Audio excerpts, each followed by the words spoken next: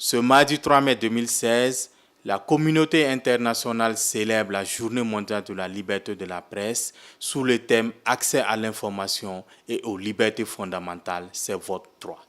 Au Burkina Faso, le thème retenu cette année est la presse burkinabé face au renouveau démocratique. La commémoration de cette 24e journée mondiale de la liberté de la presse est surtout marquée par le développement des nouvelles technologies de l'information et de la communication, notamment les réseaux sociaux. L'important rôle joué par ces médias sociaux dans la préparation de l'insurrection populaire de 2014, mais aussi et surtout pendant la transition et la résistance au coup d'État,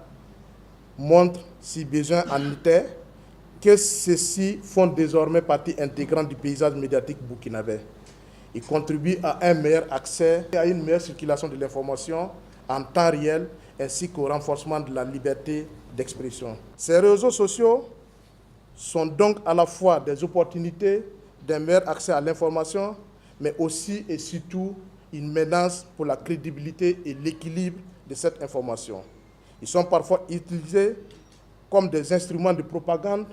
et d'excès en tout genre pour le contrôle de l'information, les manipulations des consciences citoyennes et surtout au niveau de la jeunesse urbaine. En se hissant à la 42e place au plan mondial, la presse burkinabé est créditée d'une bonne image sur le plan international et est à féliciter. La presse nationale burkinabé dans sa diversité, qu'elle soit écrite, audiovisuelle, qu'elle soit privée ou publique, a eu un rôle très important à jouer.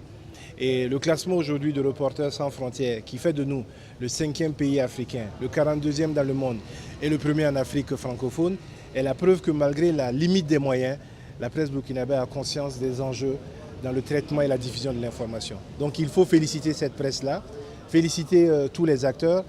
et demander effectivement que la dynamique que nous avons engagée avec des aînés comme Norbert Zongo, qui sont morts justement dans cette optique-là, puisse être maintenue dans le cadre de l'ancrage de la démocratie qui est en cours actuellement dans notre pays. Cette célébration est une occasion pour les professionnels des médias du monde entier, particulièrement ceux du Burkina Faso, de réviser les principes fondamentaux de la liberté de la presse, d'évaluer la liberté des médias, de défendre leur indépendance et de rendre hommage aux journalistes qui ont perdu la vie dans l'exercice de leur profession.